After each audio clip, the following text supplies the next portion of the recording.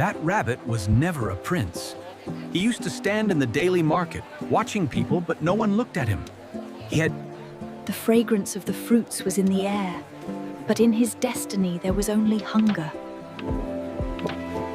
This moment broke him, but somewhere deep inside, it also woke him up.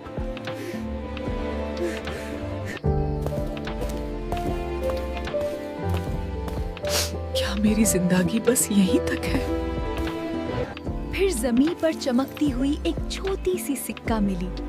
पैसे की कीमत छोटी थी, लेकिन उम्मीद बहुत बड़ी। He bought vegetables with that coin and set up a small hand cart. No show-off, just honesty and hard work. The rain came, the troubles came. The vegetables were getting wet, but not the courage. Today, the same people were standing who sometimes used to ignore him. There was a rush at his stall and a smile on his face. He didn't keep everything to himself. He fed a hungry animal. Because one who has... Today, he was the hero of the market.